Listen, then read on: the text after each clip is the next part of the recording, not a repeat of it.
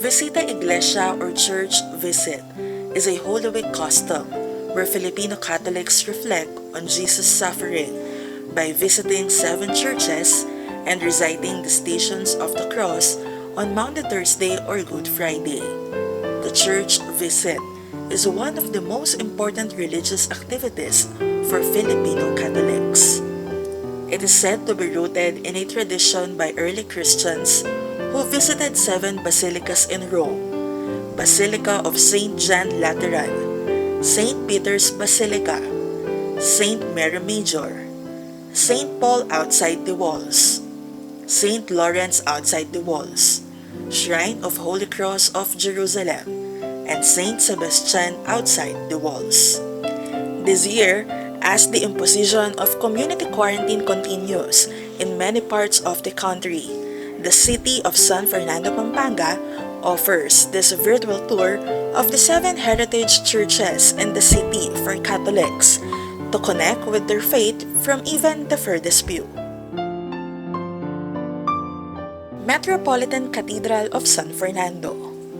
Founded by the Augustinians in 1754 and placed under the advocation of the Nuestra Señora de la Asunción while the town was under the patronage of San Fernando III, Father Sebastian Moreno, OSA, was named prior vicar in 1756. The stone church may have been built by the end of the 18th century. Both church and convent were burned by the Philippine Revolutionary Army on orders of General Antonio Luna on May 5, 1899. The cathedral was burned 4 times. Last was in 1939 when the whole poblacion was caught on fire.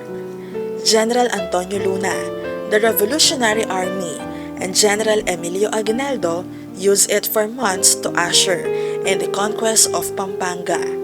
Somewhat like a victory visit, Aguinaldo spent nights in the convent before the burning of the convent and church.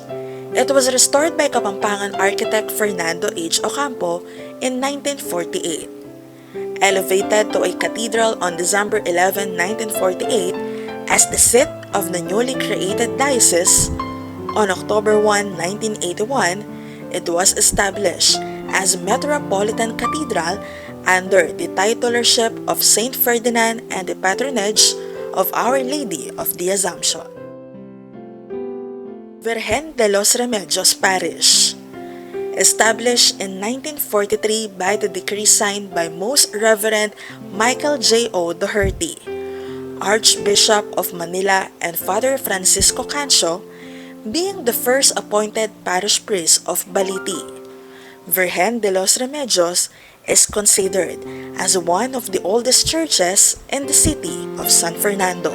In 1908, the image of Virgen de los Remedios was brought by the Augustinian missionaries of Malate. The word remedios is a Spanish term which means cure or healings. When it was transferred to Pampanga, it was translated to remedy, an English term which means encompassing solution. It had deeper meaning when it was translated to remedio, a term which in Kapampangan means to restore or repair. The image of Virgen de los Remedios of the Kapampangans was believed to have restored the lost love and charity of the people of the province after the time when the barrio of Baliti was infiltrated by Hukbalahap, or the Hukbong Bayan laban sa Hapon. When Pampanga became a diocese in 1948, Monsignor Cesar Maria Guerrero was the first appointed bishop. He initiated the Crusade of Penance and Charity in 1952, which, according to Monsignor Jose de la Cruz, was considered as love's legacy of a holy bishop. The Virgen de los Remedios of the Kapampangans is the only image being accompanied by another image during procession, the Santo Cristo del Perdon. The very image used in the First Crusade is found inside the church, which is believed to be older than the structure itself. The parish celebrates 3 fiestas each year. First, every third week of the month of May, which is considered as the flower offering to the Virgin Mary. Second, every October 7, which is the founding anniversary of the parish. And the third, every November 26 in honor of the Virgen de los Remedios.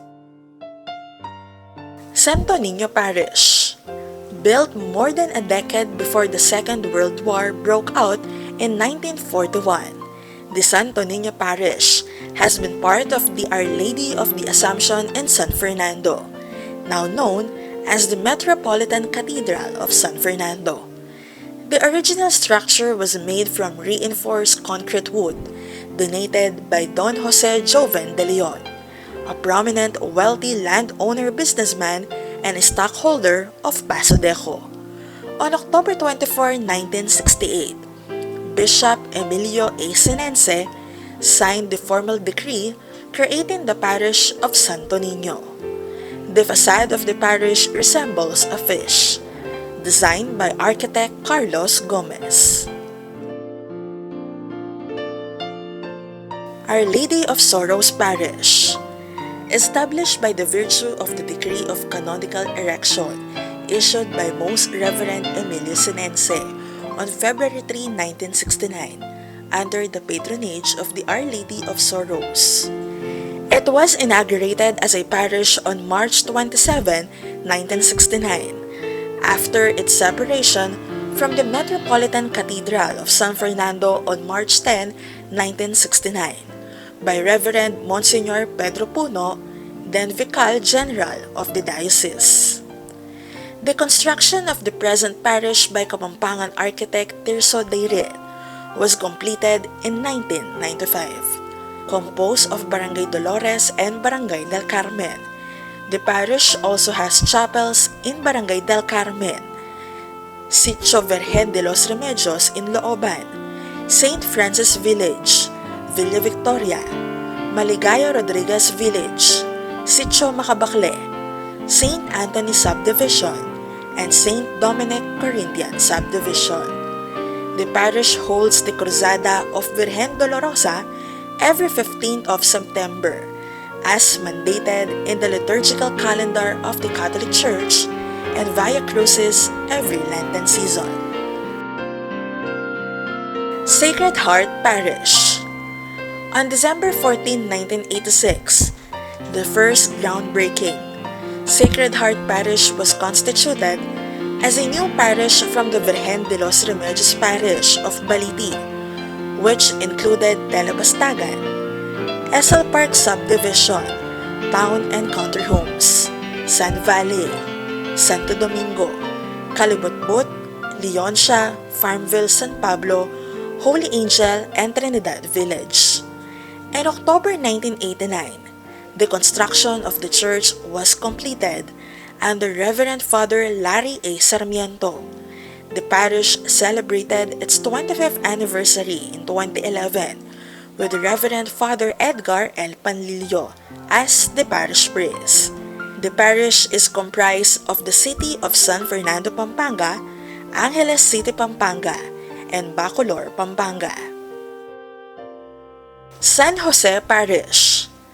San Jose Parish was a temporary makeshift chapel for prayers, mission catechism sessions, and meetings for the locals at that time, and was once part of the San Fernando Pampanga Parish, known today as the Metropolitan Cathedral, due to the widespread Cruzada of the Virgen of Remedies, a devotion initiated by the Most Reverend Father Guerrero.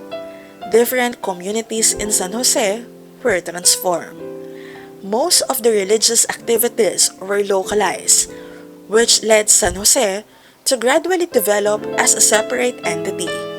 Through the consolidation of ecclesiastical organizational structure led by Monsignor Serafin Ocampo, parish president of San Fernando, Pampanga, made San Jose as a separate parish. The separation of San Jose as parish was formalized by Most Reverend Father Jesus Galang. The church was designed by architect Tirso Dayrit. San Vicente Ferrer. with 8 barrios and 2 hamlets under its jurisdiction. The parish of San Vicente Ferrer was built in 1914 with Monsignor Pedro Santos as the first parish priest, who later became the Archbishop of Nueva Cáceres in Bicol. Monsignor Santos designed and spearheaded the construction of the first church edifice. Due to the growing number of the faithful, more parishes were established by Archbishop Miguel O. Doherty, namely St. Joseph Parish in Mexico in 1941 and the Our Lady Remedios Parish in Baliti in 1943. The remaining barangays were Calulot, Sindalan, De La Paz, Bulaon, San Rafael, and Malpitic. The facade of the church was designed and constructed during the term of Father Resurrección G. Diwa from 1991 to 1999. Through the efforts of its current parish priest, Reverend Father Jesus Manabat Jr., the old church was converted into a chapel and was named after the second patron saint of Barangay Calulot, Sagrado Corazon de Jesus or Sacred Heart of Jesus. The construction of the new church started in 2004 during the time of Reverend Father Adrian P. Paule as parish priest and later used for liturgical activities until 2014 during the time of Reverend Father Regnel Fuertes. The new church was officially declared and dedicated to its main patron saint, San Vicente Ferrer, on August 29, 2021. The Capilla de Sagrado Corazon de Jesus is now being used for daily masses, while the San Vicente Ferrer Parish is being used for Sunday masses. Mahigit na 2 taon na po ang pandemya na dulot ng COVID-19. At halos lahat ng aspeto ng ating buhay ay naapektuhan.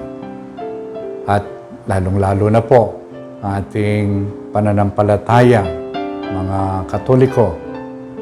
Isa na dito po ay yung ating mga tradisyon at pagdiriwang na bilang mga Katoliko. Ditong nakarang 2 taon ay nadama natin parang merong kulang sa ating pagpapahayag ng ating pagdiriwang ng ating pananampalataya sa panahon po ng Kwaresma, mahal na araw, at pati yung panahon ng muling pagkabuhay ng ating Panginoong Jesus. At ito po'y dahil na rin sa pag-iingat na bawal yung sama-sama, bawal yung magkakalapitan tayo.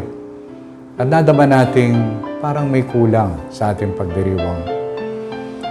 At tayo po'y nagpapasalamat ngayon sa Panginoon dahil bumuti-buti na at medyo maluwag na po ang ating sitwasyon.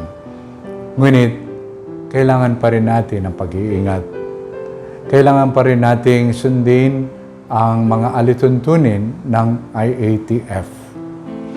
Ako po'y nagpapasalamat sa mga miyembro ng City Tourism Office dito sa lungsod ng San Fernando sa kanilang pagbibigay halaga sa ating pananampalatayang Katoliko. Sila po ay maglulunsad na tinatawag nilang virtual tour na kung saan ay pwede po tayong magbisita Iglesia sa 7 heritage churches dito sa lungsod ng San Fernando.